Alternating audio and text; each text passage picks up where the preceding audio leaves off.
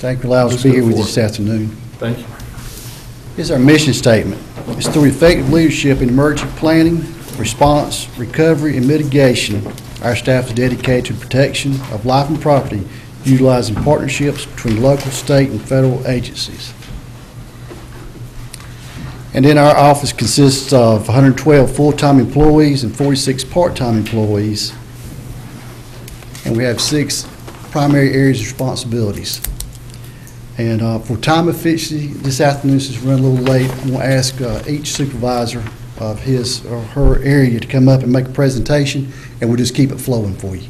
And anytime you have questions, we'll be glad to try to answer them. And I'm sorry, Mel Powers, Emergency Management, will kick it off. Hello, gentlemen. Hey, Mel. In regards to emergency management, through North Carolina general statute, emergency management is a coordinated effort involving local, state, and federal government agencies, as well as volunteer organizations and businesses, to assist citizens and communities to prepare for, respond, recover from, and eliminate or reduce the effects of natural and/or man-made emergencies and disasters. And as we said, as far as general statute, there's 2 general statutes that govern or mandate emergency management in the state of North Carolina, which would be General Statute Chapter 166A and General Statute Chapter 14, Article 36A. General Statute 166A establishes the authorities and responsibilities of local government for emergency management. Some of these authorities include, but are not limited to, the declaration of a state of emergency and enacting emergency ordinances such as curfews, alcoholic beverage restrictions, and limiting the operations of offices and businesses establishments. So that's what we see in General Statute 166A.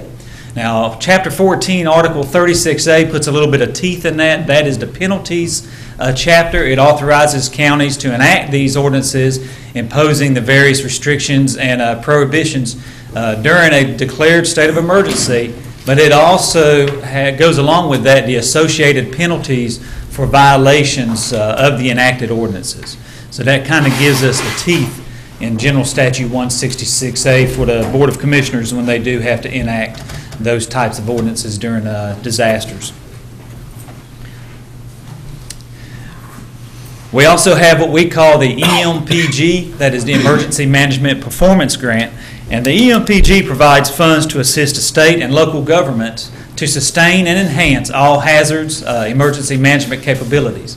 It provides an all hazards approach to preparedness, including the development of a comprehensive program of planning, training, and exercises, sets the stage for an effective and consistent response to any threatened or actual disaster or emergency, regardless of the cause. Participation in these various EM functions and completing performance tasks are required to maximize the amount of funding received by the county. For example, in 2012, Wayne County received approximately $42,500 in the EMPG, or the Emergency Management Performance Grant. Prior to 2009, it was just based on a per capita population. So there's only a certain amount of money, and when you get Mecklenburg and Guilford County and all those in, we started to get a little bit low. But now, since 2009, we have been able to maximize the amount of monies that we get. The other program that I'm responsible for is the security program for the county. And in 2005, the county implemented security measures in one facility, which was the Jeffries Building, and that included access control and camera systems. Currently, security is maintained in 12 facilities consisting of 115 cameras and 65 access control points. And then 3 of these facilities maintain full-time security personnel. And to date, positive identification was made from camera footage in 2 courthouse break-ins, as well as identifying various fraudulent claims against the county that we found on camera. And then following TSA guidelines, security personnel have confiscated various weapons at the entry checkpoints, such as knives, ice picks, brass knuckles, and loaded firearms. Is that right? That is right. Yes, sir. Yes, sir, it has. May owe one of them.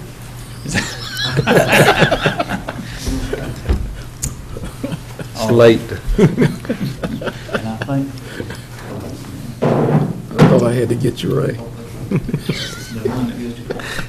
Who would walk up to the scanning thing, and look at fire?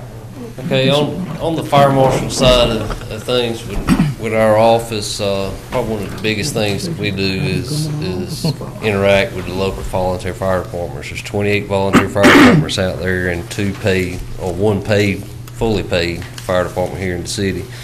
But we we assist them in anything that they need from our office, from anything with the budget process to capital improvement plans. If they want any advice or assistance in, truck purchases, which way they should go, building locations, additional building needs, or anything like that, we assist them. We'll be glad to assist those in that.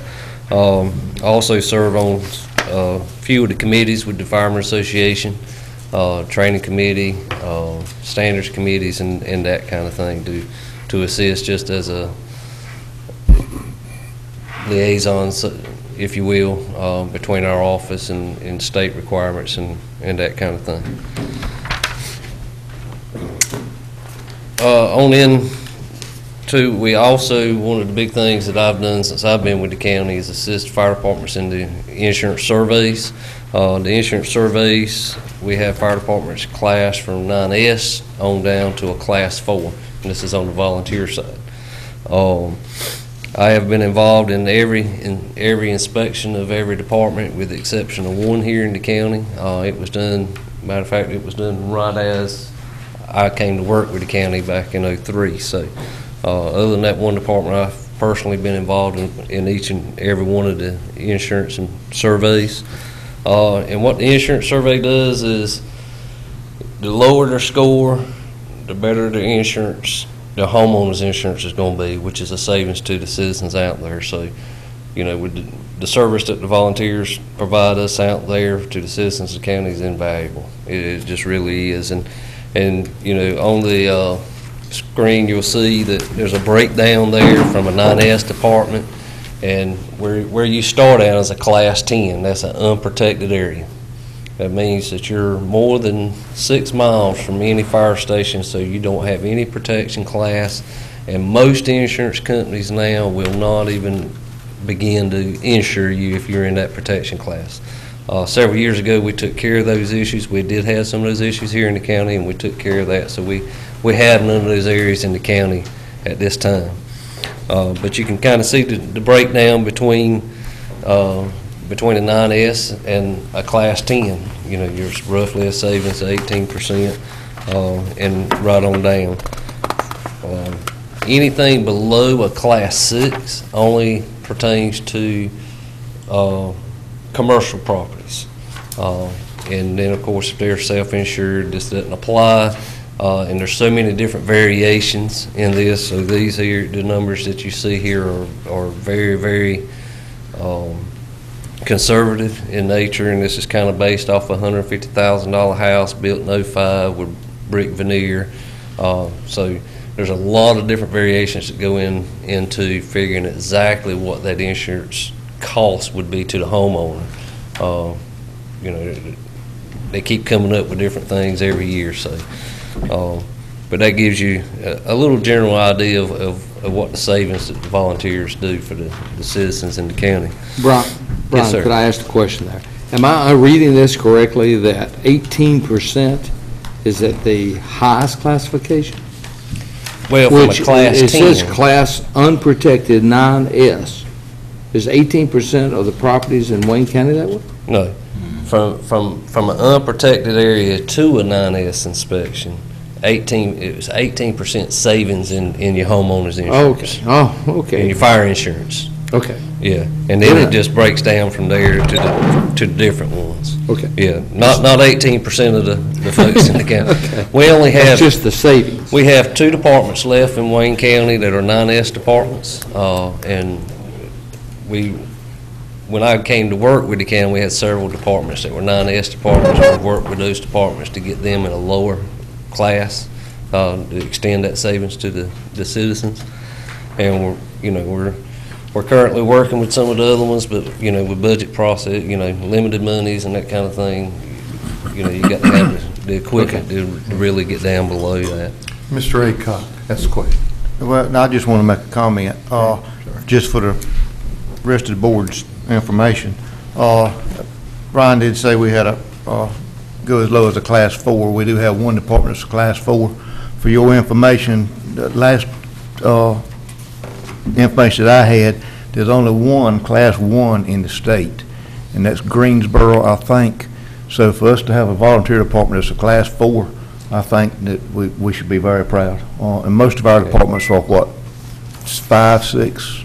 Most of 7? them are in the 6 So range. we're, We got a few 5s, a couple 5s, and a couple 7s, but most of them are in the 6 range, and it all determines, what the district looks like, how many road miles, what they got to protect in their district, and the equipment they have. So it's not a reflection if one department has a Class 4 and another department's a little bigger, they may get more people to the fires, they may be a Class 6.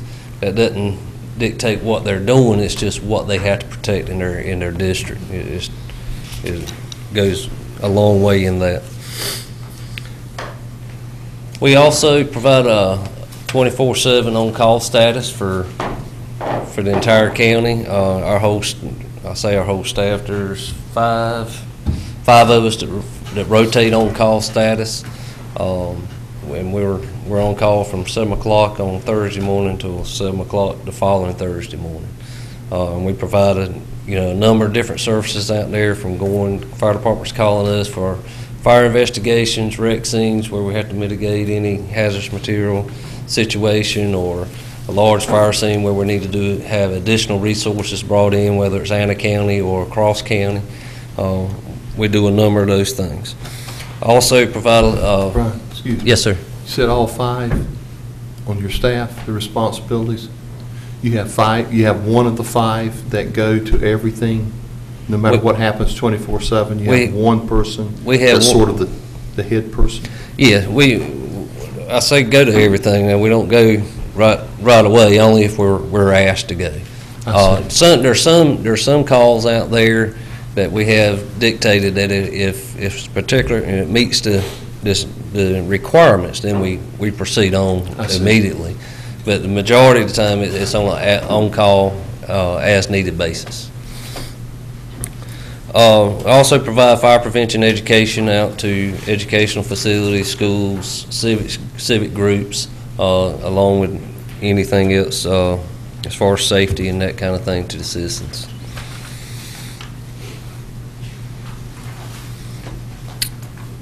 We'll get into a little bit of 911 now. I'm also over 911, the operations side of the 911 center, and between Mel and myself, we both kind of tag team the 911 center with all the requirements and the technology and stuff like that. Mel handles all the technology side of the 911 center. In 1989, the General Assembly had the recognized 911 as being a toll-free number for everybody to dial 911 and be able to get it. Used to, we had a 9-digit number. I think they actually could call 7 digits and get in. But anyway, we rolled over to a 911 system. At that time, the county set the rate. It was approved by the state. The money's come into the county, and there was a certain things you could spend the money on. Rolling forward a little bit further, I think it was, I can't remember if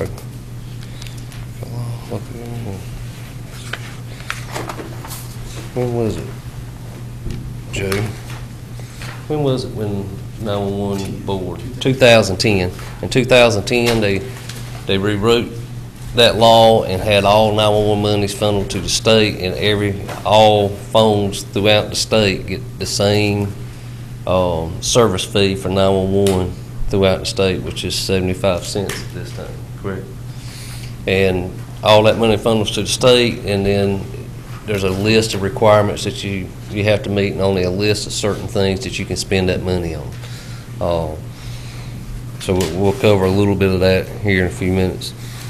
One of the main responsibilities of 911 centers is to maintain 911 service, to receive and dispatch emergencies. When we dispatch emergencies for more than 50 departments throughout the county, it ranges from anywhere from the fire departments to EMS, law enforcement, animal control, DSS. The list goes on and on and on the agencies that the agencies that we go for. One of our goals in 911 centers is to receive the call, enter that call into the CAD, and dispatch that call within 2 minutes. That's been an ongoing goal for several years now. We average between 9,500 and 10,500 calls for service in the 911 center each and every month, and last month the goal was met 94.6%. That number varies depending on the number of calls we have, depending on peak time. It can vary, month to month. Most of the time we're right around the 94 to 97%, and it's somewhere in that range. And we do this through the quality assurance programs and training.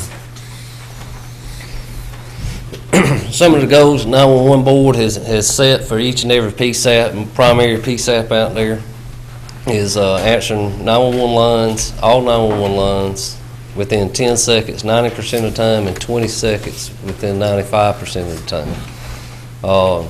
Additional telecommunicator certifications, such as the basic telecommunicator training. They mandate that we have 16 hours continuing education each and every year, and 8 of those hours will be picked by the standards committee of what we're going for. They're looking at continuing for the EMD to be given to be a service that's provided throughout the state, not just right now. It's just whichever agency or whichever PSAP decides they want to do that. They're looking at make that a state standard.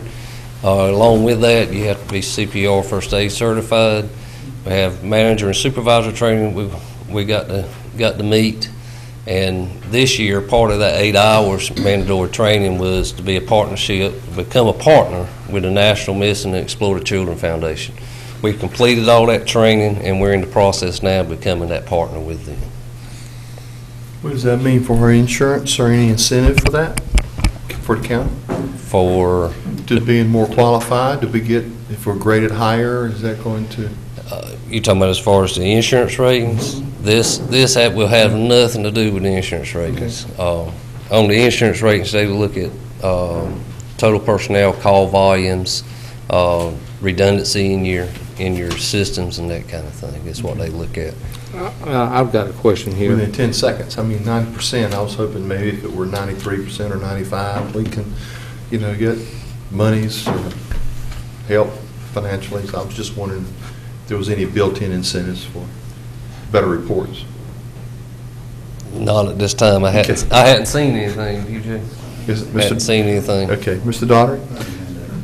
Well, I'm somewhat concerned in regards that it would be a 20-second call. I mean, you're talking about 90% of the time you're receiving or answering it in 10 seconds.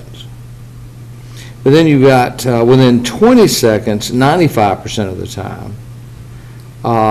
20 seconds, if you've got a panic situation on the other end, I'd be a little concerned. What these numbers represent is from the time that 911 line rings in the center to its answered. Well, when I realize that. Wayne County 911, But let me tell you something. If I'm on the other end over here and I've got somebody having a heart attack and I'm waiting on the line here, 20 seconds. 20 seconds is a long time. I understand. That's a long time. Yes. It doesn't sound like very long, but it is in these critical times. Yes. And then you got another 5%. What's the 5% that's missing? It says 90%, but at 10 seconds, and then 95% of the time at 20 seconds. Right. So do you go beyond the 20 seconds sometimes? Sometimes you do. So that's the other 5%. That's the other 5%. It could, it could be within 30 seconds, 45 seconds, or up to a minute, depending on the call volume in the center. All right, so That's gonna basically, be- you're saying you've got everybody tied up, and you can't answer it. Right. In high call volume times, everybody can be tied up and the phone's just gonna ring at that point until we can get somebody free and get it in and get it answered. So if you're a 911 operator and happen to wait, it's 20 seconds before you answer it, you've really got an upset person on the other end of the phone. And in some cases you do. Some cases you really do. Inject a little bit here, and to maybe this will help you understand.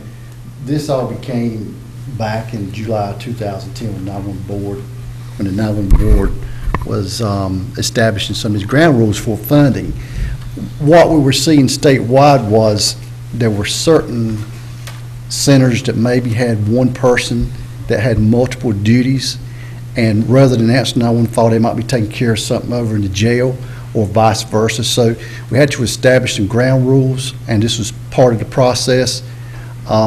But what it would do for someone like a center like ours, who's mid-range with 6 staff members, and Brian will tell you that in a minute or two, it established an evaluation process for us to see staffing patterns.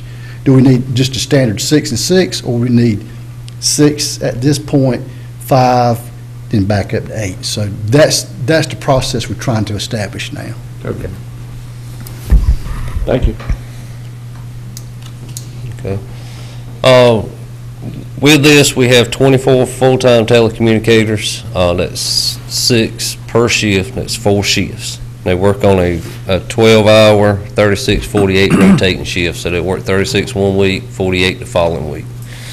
We also have a full-time training quality assurance person that we have in place to keep up with all the training requirements.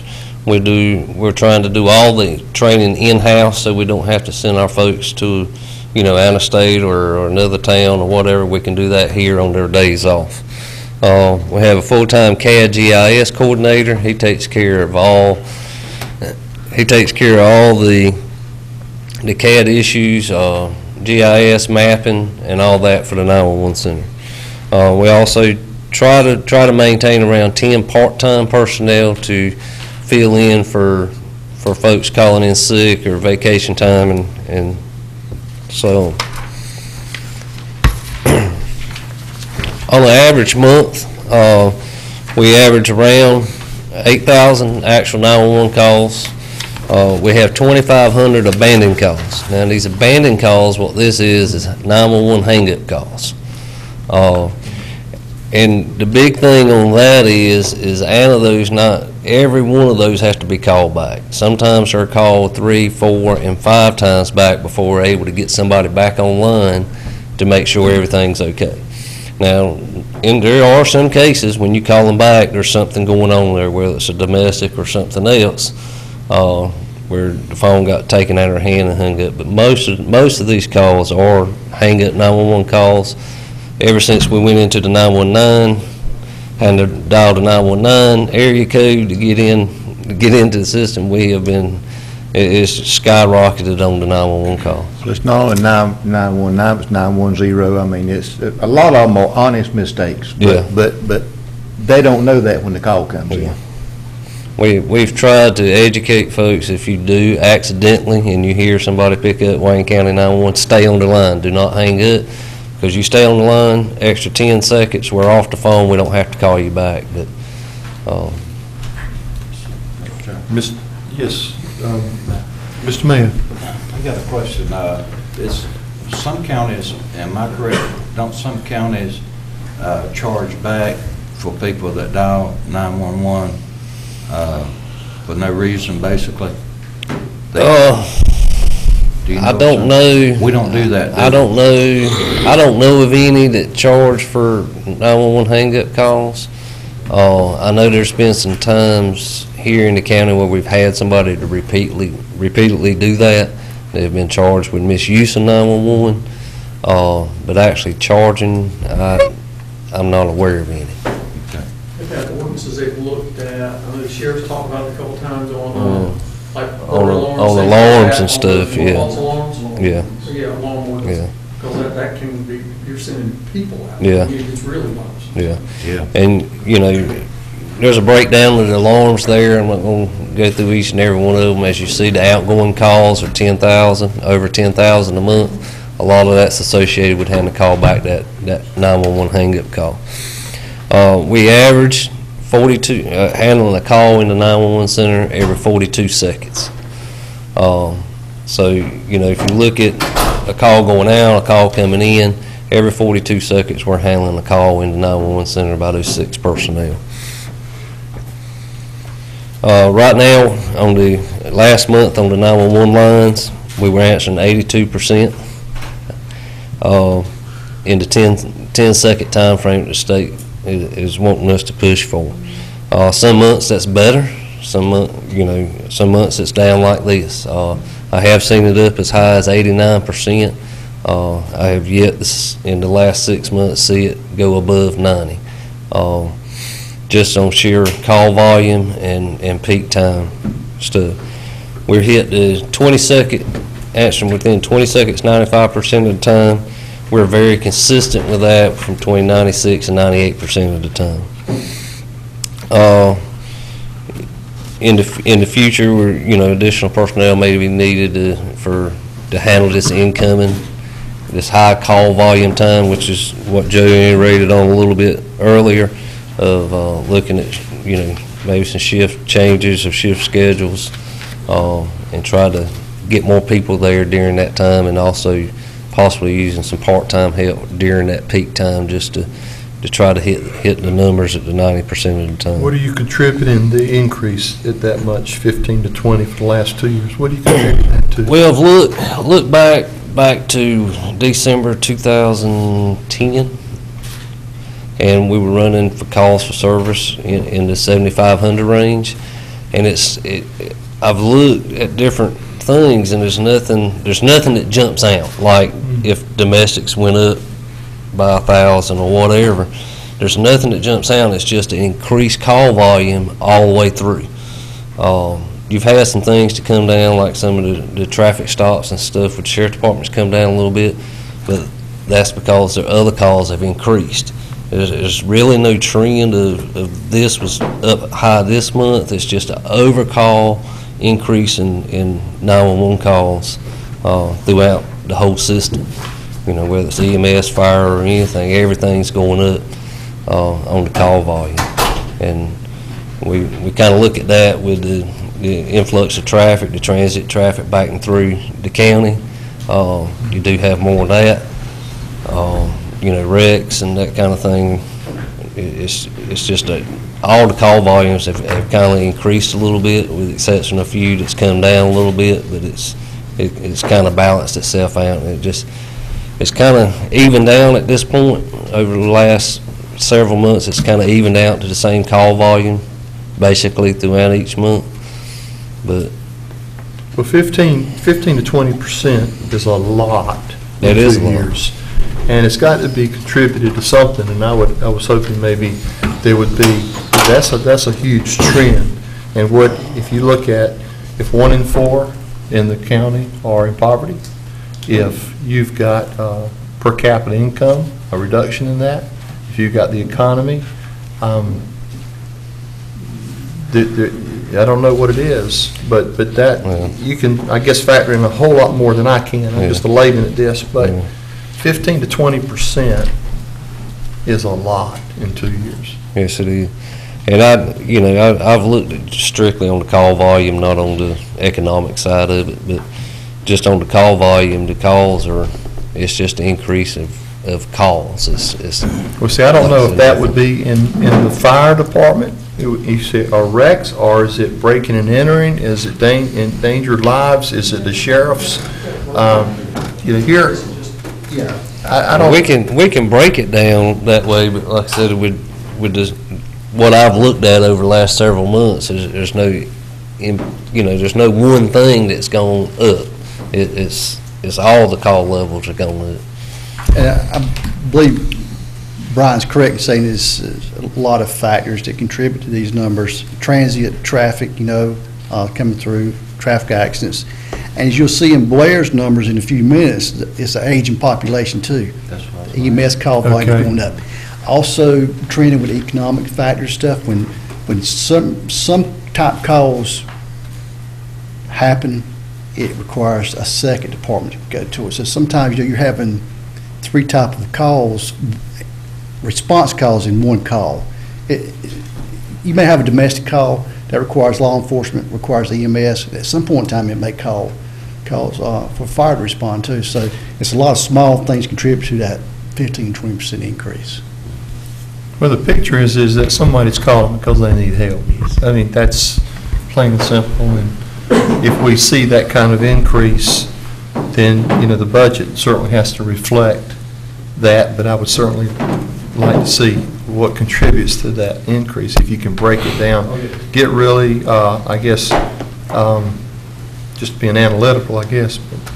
We can provide that on our quarterly reports. We can start doing a 911 call center breakdown.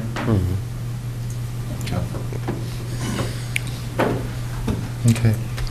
Any comments? Okay, thanks. Okay. Run over the budget real quick. 225, which is restricted funds. This is restricted funds. This is what funds we get from the state from the 911 surcharge on your phone lines. This year it's $428,675, which included equipment upgrades and additional equipment and computers and that kind of thing to operate in the 911 center. And there's something in there about calls coming in and calls going out. Isn't there a difference in money? And Mel's more fluid in the 225 than I am, because he deals with them more than I do. But yes, the 225, the restricted funds, deals with the calls coming into the center. Anything that handles that call coming into the center, most of the time they'll fund. If it's dealing actually with that phone line and that call coming in, nothing going out. So, those outgoing calls.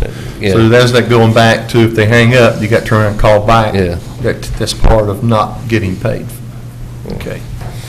10,250. And the next little thing there you see at the bottom of that slide there is just what we talked about earlier about the 911 board being in charge of the funds, and setting guidelines and that kind of thing for the monies, and that happened in, actually I got that down, Joe, was 08 is when that happened, because they put the standards in 2010, so. A couple things that this will pay for, 911 trunk lines, of course, they'll pay for the phone lines coming into the center. They'll pay for 1 administration line per position. We currently have 6 positions. We got a 7th position sitting there for additional, anytime we get, additional hurricanes, storms and that kind of thing, we can bring somebody in to work during that time, or some of the office personnel can do it also. It'll pay for furniture, the consoles and stuff that the equipment actually sits on.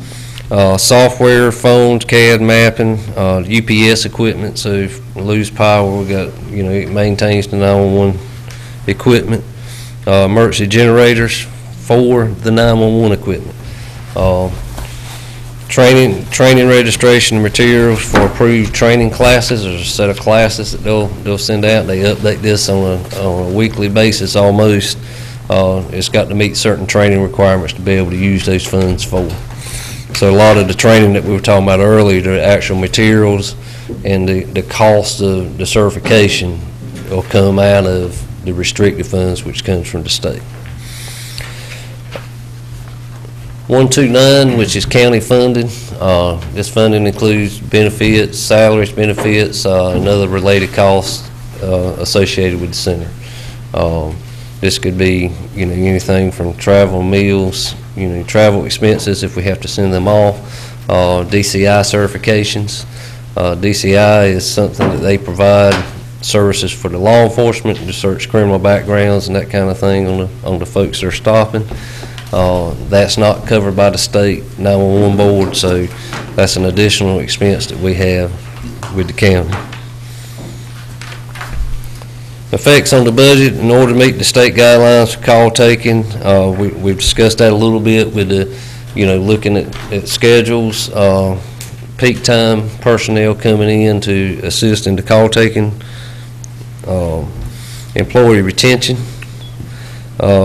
with additional certification responsibilities, maybe we'll be looking towards, some adjustments in salaries possibly.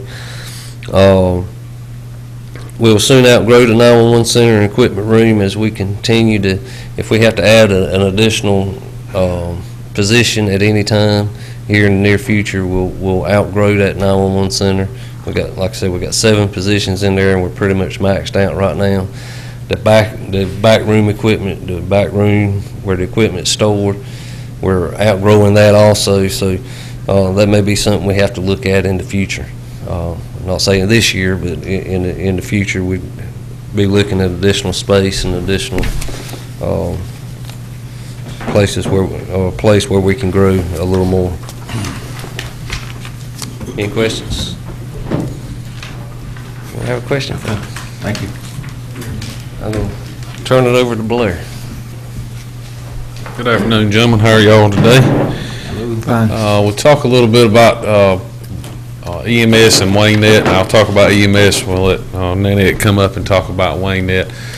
Before you here are the 9 station locations that we currently have EMS units assigned to. Kind of gives you a geographical idea of where they're at. In 2002, the North Carolina State House Bill 451 and 453 was adopted by the county commissioners. Prior to 2002, in the next slide you'll see that in 2001 we began planning to make a countywide EMS system. So we were ready March the 1st, 2002 when our first station opened, actually at Station 1. And in 16 months from then, all 9 stations were operational with the EMS system. Beginning July 1st, 2012 of this past year, we added 2 quick response vehicles to assist with our call volume. Those 2 units are currently located or housed at Belfast Fire Department and at Dudley, which is our EMS Station 8. So we are co-locating in Dudley with an ambulance and a quick response vehicle as well. Currently, our EMS staff are answering about 16,000 calls per year, and you can see listed there was we ran 9,000 calls the first year we ran, the first full year we ran. So you can see that increase as we were talking about earlier, continuing to grow there. What?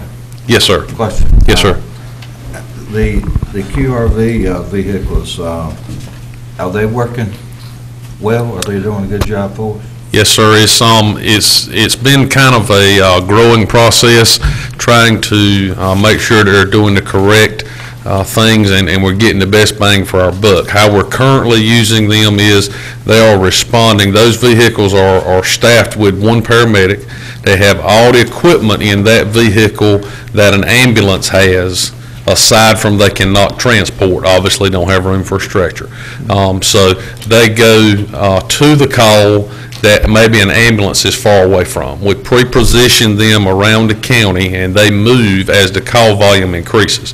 So for example, let's say that the Mount Olive truck and the Dudley truck are both out on calls, then that quick response vehicle would move somewhere between Dudley and Mount Olive and be available for the next call.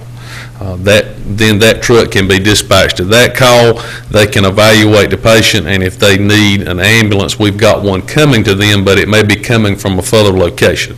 So we'd still get medical care, paramedic level medical care to that person faster than waiting for another ambulance, so to speak. Thank you. Yes, sir. Mr. Aycock, then Mr. Donnery. Blair and Joe and his people have a tendency not to want to pat themselves on the back, but 3 weeks ago, one of those quick response vehicles was probably credited with saving a life Yes, at a sir. 1050 on 55. Yes, sir.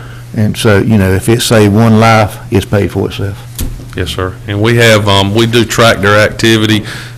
Each shift has a shift supervisor, and that activity is tracked, the calls they respond to, and we have numerous success stories already of where they've intervened and provided life-saving, activities there. And some things are not as obvious as what Mr. Aycock has mentioned, but, we still feel like we're making a difference. The quicker we can get medical care to the patient that actually needs it is, the better we are. Mr. Dodd? Seems like I go to cost on just about everything. Yes, sir. The cost of operation of a quick response vehicle versus an ambulance. Yes, sir. Ambulance. Yes, sir. Is there any difference? Yes, sir. It would be about half. So for the cost of 2 quick response vehicles would be the same cost of 1 ambulance, 24 hours a day, or 1 station. So you're getting the benefit of the 2 quick response vehicles versus 1 ambulance. The justification or the rationale behind that is if you add an additional ambulance, it is tied to a geographic location. You've got to put it somewhere. So where do you put it? Where's your next call? Yes, we can trend it towards a specific geographical area with call volume, but Murphy's Law says the call's going to be, completely away from that. So we felt like we were getting more bang for our buck to have 1 south, 1 north, and be able to cover a wider area. Okay, thank you. Mr. Chairman, Mr. Cromartie? Yes, sir. what does the quick response vehicle, what's the difference of the equipment set? I mean, what makes it less, Only the stretcher. all of the stretch? Yes, sir. They cannot transport the patient. Other than that, everything in that truck is identical to an ambulance. And they are inspected and permitted by the state of North Carolina Office of Emergency Medical Services. Same level of person's gonna be in there as be an ambulance. I mean, Only- you don't get in less. Right, you only have 1 person instead of 2 on an ambulance. Yes, sir. Yes, sir. And these employees that we have on staff that are actually on these QRVs are the most seasoned people we have. So they're very experienced. It just gives them immediate medical attention till you can get an ambulance there. Yes, sir. They start getting life-saving. Yes, sir. Thank you. Yes, sir. And the other beauty of that is you're going to hear shortly here is the way we tie the system together and use the wing net ambulances, because the wing net ambulances are doing non-emergency transports, and they may have times that they have a lull, ebb and flow of high call volume, and then they may have times that they don't really have anything to do. So that ambulance can go, the paramedic might get there and say, this is not a life-threatening emergency, all they need is basic life support, they can be transported to the hospital. The wing net truck comes, transports the patient, the QRV medic, which is advanced life support, goes back in service for the next call. Just give me Mr. Clark? an idea. We've got 9 stations. Yes, sir. It's 12 o'clock at night. How many people gonna be out there manning those stations? There would be 2 per ambulance, so that's 18. Okay. And then 2 QRVs would be 20, and then 1 shift supervisor, 21 on each shift. Okay?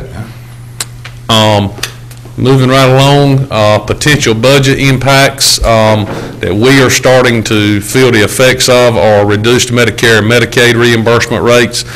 These are adjusted just as our Medicaid and Medicare reimbursement rates are adjusted with any of our county services. They're decided upon, almost annually. A big portion of our EMS calls are Medicare and Medicaid reimbursable. And some people now have, of course, a mix of Medicare and private insurance as well. So we are seeing some reduction in that already. Other impacts is a rise in call volume. Our call volume continues to rise, as does the 911 calls that we were speaking about earlier.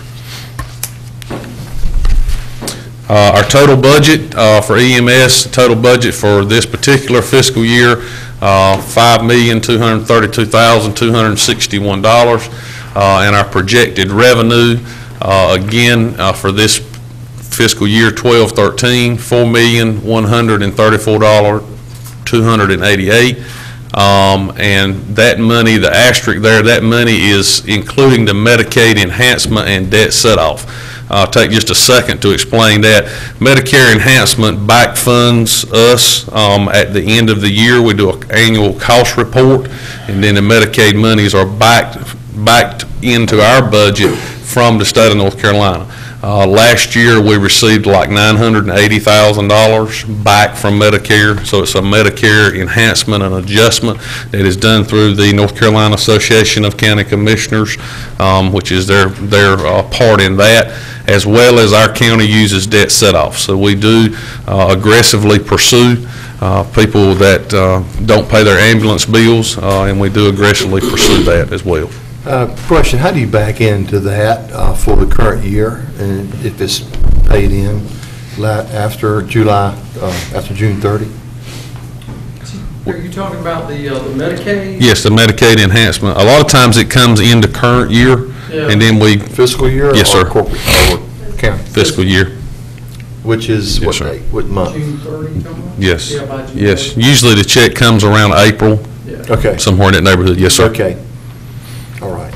Yes, sir. And that's for this year? It's not over, it doesn't carry over to Well, next year, Yes. or? It could be back as far as. It could be the calendar year, actually, the previous calendar Yeah, year. It comes back to. Yes. As part of 2000, well, a lot of 2012. Yes, yes. Depends on how the federal government, what their cutoff date is. And each year, they give us a different cutoff date. And we send them those reports from that date back until the previous cutoff year. So we Sometimes get- it's on the We get a calendar. real look, though, in the budget for 13. Yes, sir. Yes, sir. Okay. Yes, sir. And we would include that in our projected revenue totals for your upcoming proposed budget. It will be included in those projected revenues. For revenues for next year? Yes. Not for this year? Yes. Okay. Revenues for next year. Yes, sir. And we would just estimate, based on history, what we had received the previous year. Okay. Yes, sir. Mr. Chairman, Yes, Mr. Cromartie? I want to ask a question, try to find some level of clarification. Yes, sir. I was at a meeting last week Yes, sir. in Washington DC. Yes, sir. We had a session on Medicaid, and the increases that North Carolina's not going to get. I mean, Right. we're not going to participate in. A few minutes ago, we talked about there was a 20% increase in volume of calls. Yes, sir. There was some speculation on how that might have caused that to raise itself. Yes. And if I heard, it might have been economics and versus some of the other things. But my figures helped me out. I think that it might be something like 400,000 or 500,000 North Carolinians that could be helped, but would not get helped. And I guess I'm marching towards a question. If we're getting a 20% increase over that time you talked about, Yes, sir. we stand to feel like it might be a continuous increase. It's continuous increase. Yes, sir. My concern is, if we do not access funds that we could access, and we're continuing to get increases in Wayne County, unless my logic fails me, we're gonna need some of that money down the road to keep on funding what you're talking about. Yes, sir. So that we can keep on picking up the people who we need to pick up, who, I heard some percent, I don't remember what it was, but there's a large number of people below the poverty level in Wayne County. Yes, sir. That number is going to continue to be needed by you. Somehow or another, I just fail the logic to understand that we don't access dollars that we could access, because I'm sitting right here saying and hearing Right. that those percentage of folk are going to increase. So where Wayne County is concerned, if the state doesn't do what they need to do, Wayne County's going to wind up picking up that cost, Yes, sir. if I hear it. Yes, sir. I just want to make sure we were talking about this. Yes, sir, and also, I know you asked Mr. Taylor earlier about type of calls. We don't break out specific type of calls, but we do look at calls and pay by payer groups. And we do see that the Medicare, Medicaid payer group is, of course, increasing. Now, a big reason for that is the aging population.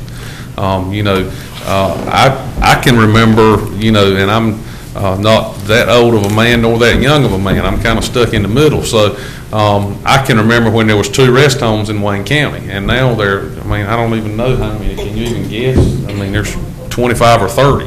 So that goes up as well, and those facilities require our services too. You know, I mean, we run 911 calls out of nursing home or rest home the same way we do, you know, out of residence.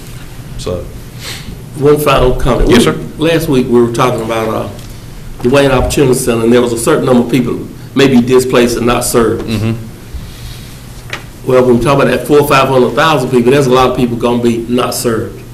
And I think last week we agreed that somebody's going to pick those people up. Yes. Someone's going to have to serve them. yes. I just want to leave it at that. Yes, and I understand as well what you're saying, Mr. Cromartie, but also, you have to remember that our goal at this point in time, we are still meeting our goal on response time. That's what we base everything on.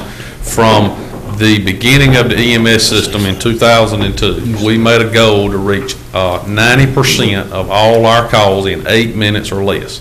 That's from the time the 911 center dispatches and we have the truck at the scene. So when we added the quick response vehicles, those numbers were starting to spread away from our goal. So yes, you're exactly right, but the compromise that we're going to have to either adjust is fund it or our response times are going to grow longer. That's it. That's exactly right.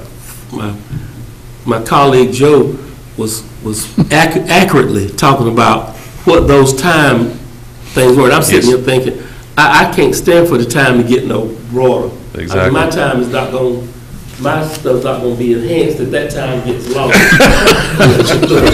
want that time to be closed. I agree. And I don't want us to misjudge what it takes to be able to close that. Yes, sir. Dollars coming to North Carolina and dollars coming to Wayne County, and therefore being able to fund your budget at a better level. Put more of those response vehicles in there, because I want them sitting around Mount Olive down. I understand. Mr. Mayor. Mr. Chairman. I think we got something crossed here. My understanding is that the legislation, as far as Medicaid is concerned, has nothing to do with emergency services. We're talking about health care. Unless it's been exempted, I think it's the same. Medicaid. We're talking about Medicaid dollars. That's what it's all about. Yes. Yeah. Unless it's been exempted, I'm not aware of it. Medicare, Medicaid. Because our money comes out of the same fund that like the health department. We're looking to cut that back. So we may, probably will be impacting those Medicaid dollars. Yeah, but Medicaid transport, yeah. it's Wayne Net, Yes, sir. Medicaid reimbursement for medical care. Yeah, but we still are going to honor people that call. Yes, sir. When they dial 911, we're going to Well, call the service you. itself is going to be the same. It's how it's paid for, is what we're talking about. Yes, sir. Okay. Yes, sir. That's what I want to say. Mr. Chairman, Mr. Bell? from what I understand, what Mr. Cromartie and I was told in D.C., if we don't accept, and which our state has already agreed not to accept, other states will get that money. It's not going to go back to the federal government. They will give it to somebody else. Yes, sir. That's the way I understood it at the last meeting that I was at. Mr. Chairman. Mr. Doddard? I believe that's over our pay grade. They have to make those decisions in state. But if I'm understanding your budget here, we are having a shortfall of a little over $1 million. Yes, sir. Is that 1,000,000 and about 97,000. Are you limited to what your charge is for transport? The charges are set by you as a board. Well, The does rates. Medicaid turn around and state the most we're going to fund is this, or is there a percentage of what we establish as our fee?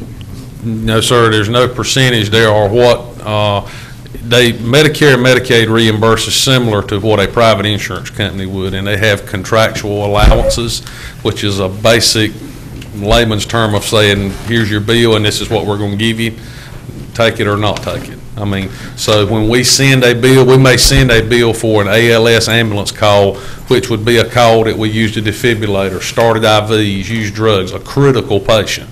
We would send a bill for that, $600 maybe. We might get $250. So Medicare is going to decide that. What about the private insurance? They're going to also decide what they're going to pay. Yes, sir. Is that correct? They have contractual allowances in the same fashion. Yes, sir. So it doesn't make any difference. What we establish the fee to be, it actually is going to be determined by either the private carrier or Medicaid. Yes, sir. Is that correct? Yes, sir. That is correct. not what you need to have your fee at least what Right. Medicaid will pay. Right. You don't want to have. You won't be below. You don't want to be. That doesn't sound like to be the problem. But you have had to go up in the past. Right, you have had the increase. Well, what I'm saying is, Thank you, have Mr. you Farmer. got any suggestions on closing that gap? Well, it's kind of a multifaceted thing. We have been told by our billing company, we use a outside billing contractor, that we are probably within the top 5 most aggressive counties in North Carolina on collecting money. With our debt set-off program, we will pull in somewhere between $65,000 and $70,000 on debt set-off. And probably before we added the quick response vehicles to satisfy that call volume lull, we were getting close to breaking even. And with the profit that WingNet creates, I mean, we could actually achieve that in years to come. So we got right at almost breaking even, and then our call volume jumped up, and we needed the QRVs to. So hopefully so we're you've got catching. some type of a plan, a business Yes, sir. plan that would actually Yes, sir. lower that. And our business plan is what you will hear a few minutes later about WingNet. Okay. Mr. Bell and then Mr. Pate. Okay, just want to say something. Mr.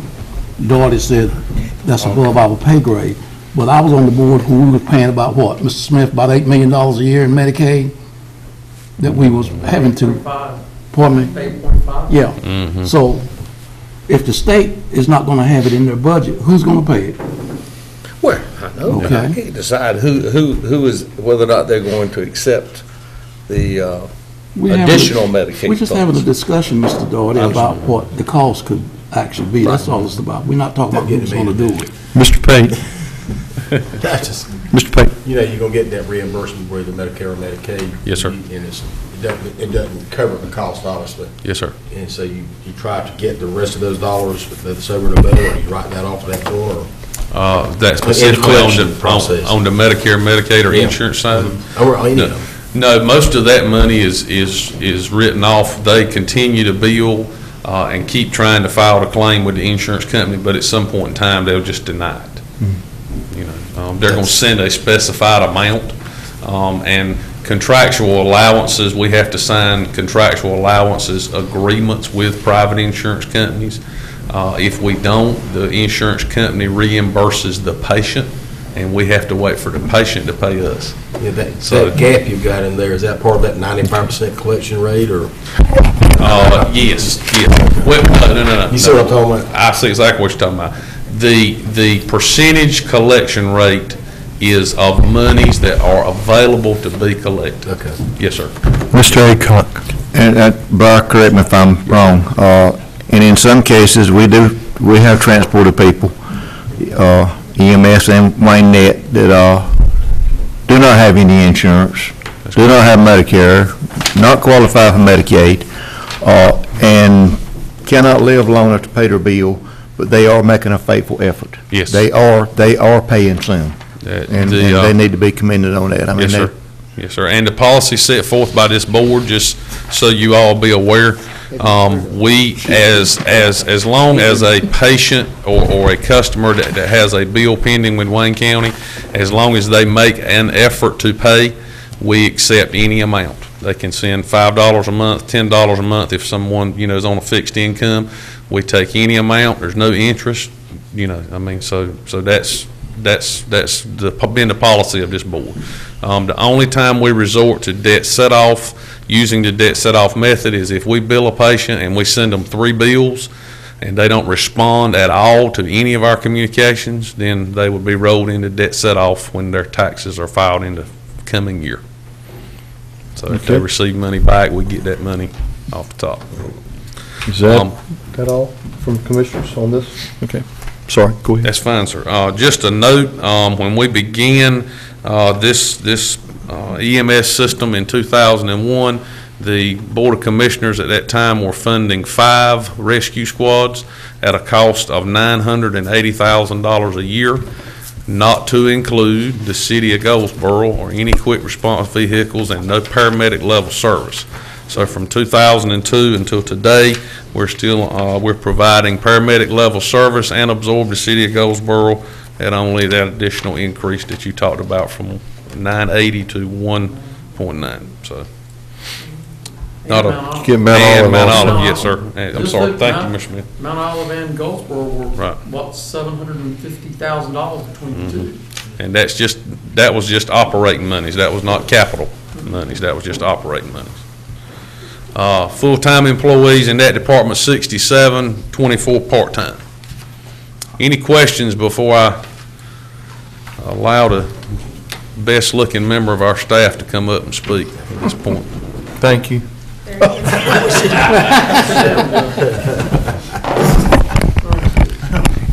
Thank you, Larry.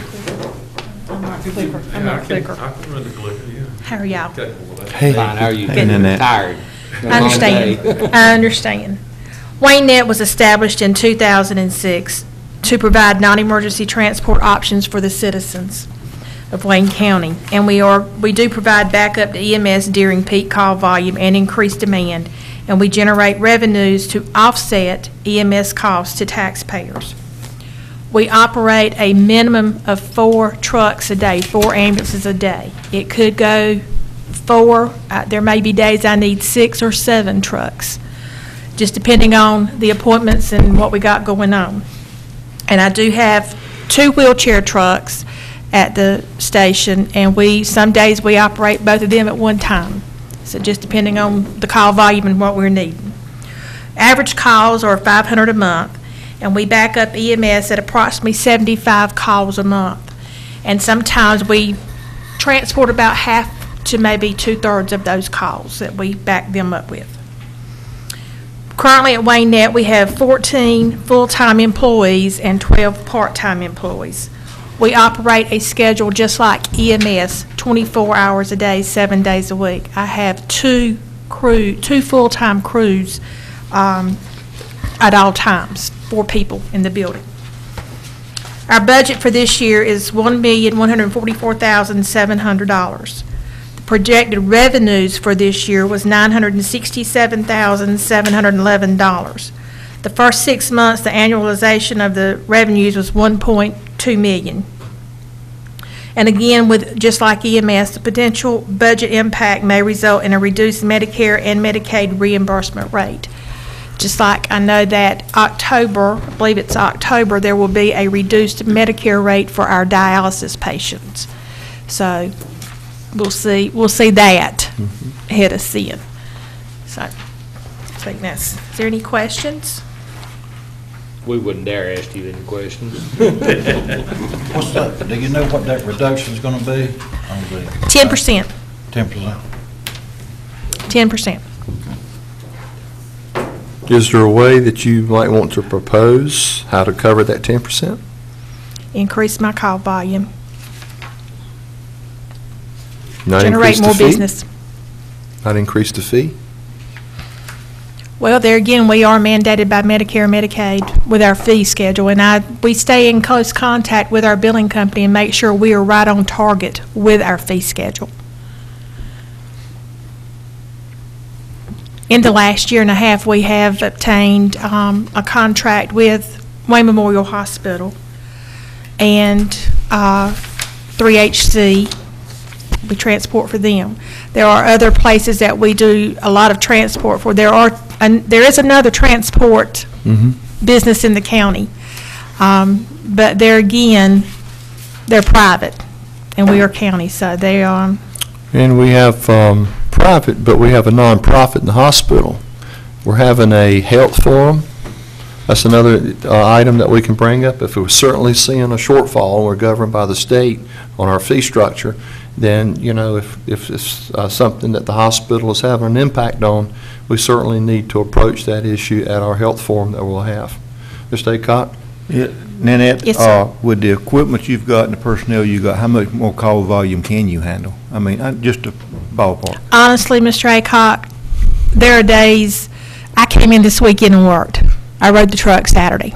Didn't mind a bit in the world. There are days that with people calling in sick, not being able to work our part-time folks, try not to work our part-time folks over the 40 hours a week, workers' comp, whatever, pregnancies, whatever the case may be, there may be days that I may have to turn a call or two down because we don't have enough trucks or we don't have enough staff.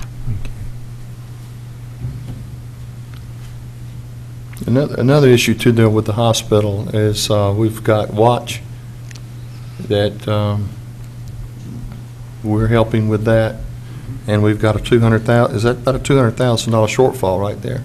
How much of this is hospital? Of our call volume? Is it Around about 55 calls. 55 calls a month from the hospital. That's discharges from the ED or from the floor. Okay, 55 a month times 12 months. What is that? 66, 660, 700 a year. What's the average cost that we're getting reimbursed for from the state? For Medicaid? Yes, ma'am. $70. Medicare?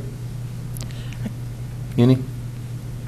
Medicare is about 150, I think. Per call?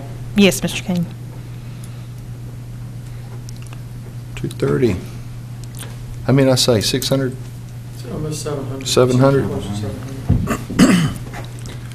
It's 150,000. We're almost there.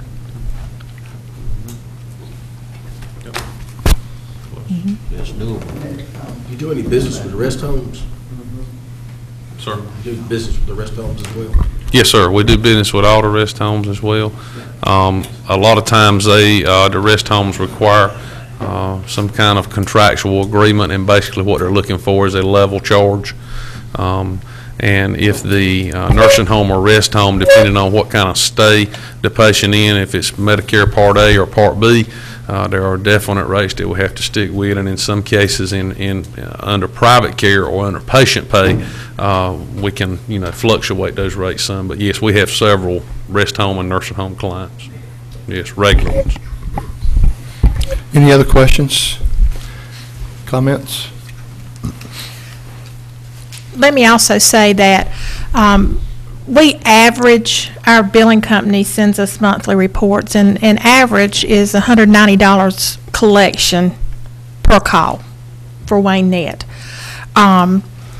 And let me tell you that with that, it entails us going out of town with Wayne Memorial. We'll get called. We, like I said, have a contract with Wayne Memorial, and they may call us day or night and have a trip to go to Wake Med, Durham, wherever, Chapel Hill, Vidant, whatever we need to do, wherever we need to go, and take a patient.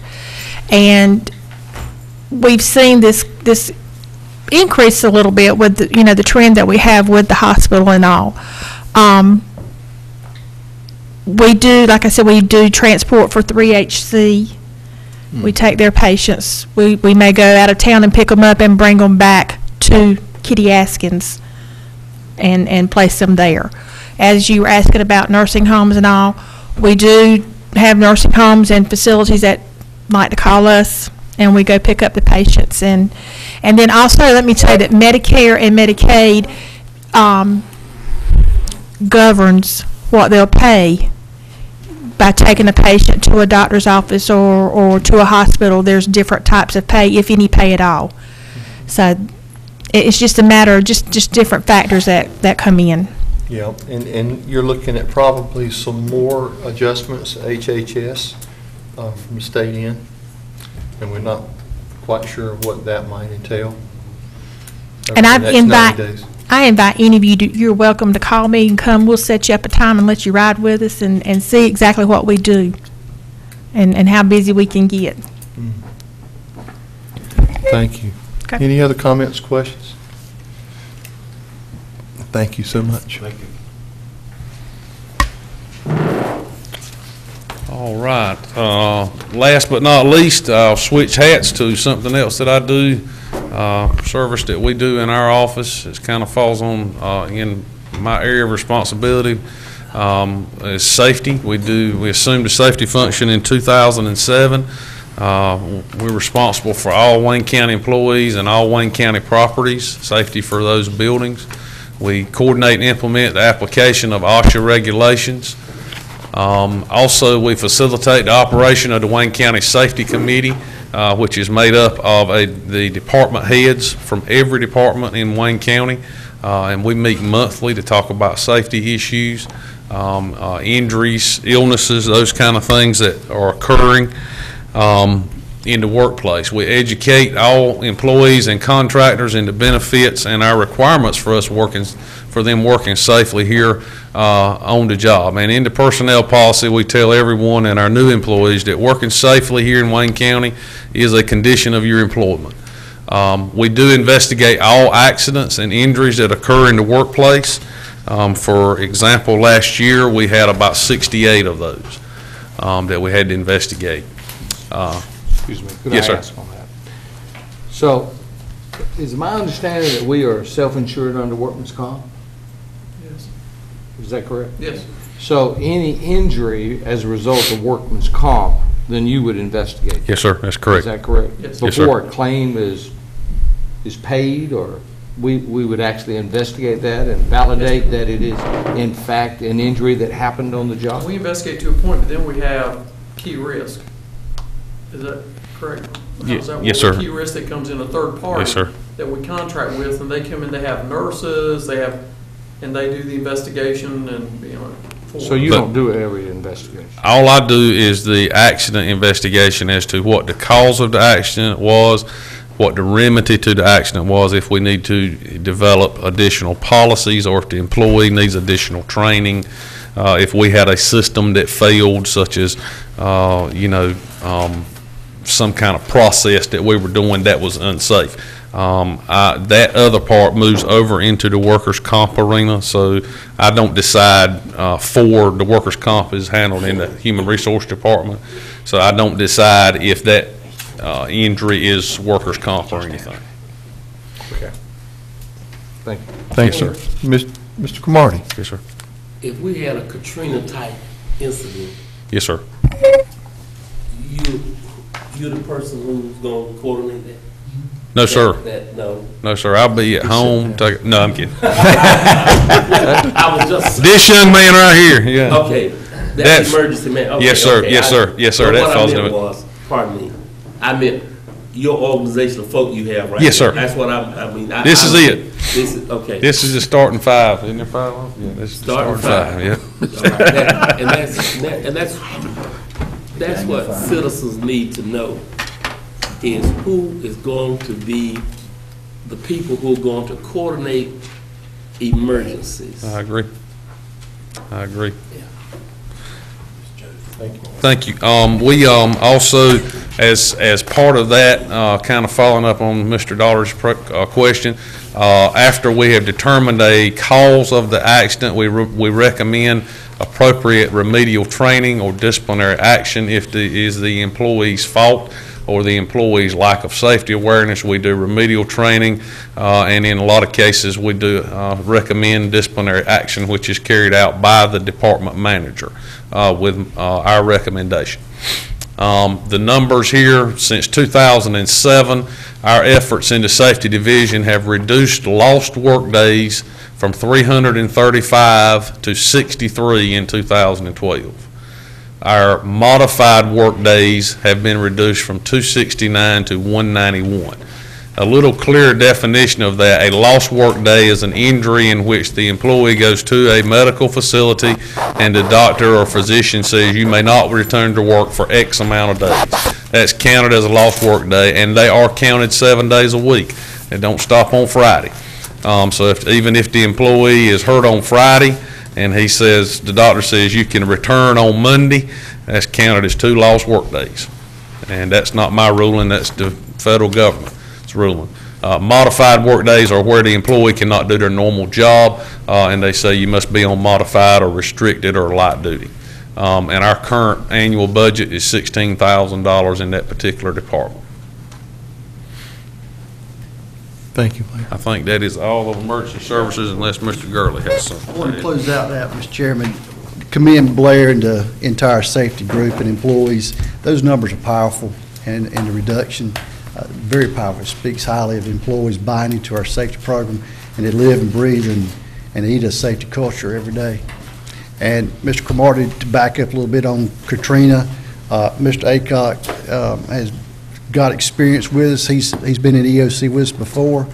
And backing up to Brian's presentation in the fire marshal part about the ISO insurance rating, Mr. Aycock's home fire department, the Hunter, was one of the very first ones in the United States got a municipal rating back in the early 80s. Is that right, Mr. Aycock? Early 80s. So fire service in Wayne County is very powerful as well. Mr. Aycock? Like Mr. Gurley said, you know, the department I was raised in, we were the first in the nation to get a municipal rating, but any department in Wayne County could have done it. We just happened to be the one that was picked, but any department in Wayne County could have done it, and we could not have done it without our neighboring department. So, you know, we're getting the glory, but nothing that nobody else in Wayne County couldn't have done. Thank you. One comment. Mr. Daugherty. Most impressed with that last figure there on your presentation, that Blair is working for the county for a $16,000 on an annual basis. I'm most appreciative of that. Yeah. That's per hour, right, Blair? The individual that gets the award for the evening is Doug, and for sitting and not being able to give your report tonight. But certainly, we'll have your report. I really enjoyed it, listening as a citizen to what Emergency Service does. It did really enjoy it. Thank you. Any comments, Mr. Smith? No, I was going to give you the schedule for Wednesday. We revised the schedule. And we've got 5 departments that will come in the meeting in April. Our meeting date, first commissioner's meeting date in April. First meeting is April 2nd. Okay. And You can give it to everyone, but Okay. I'm not going to bring it up.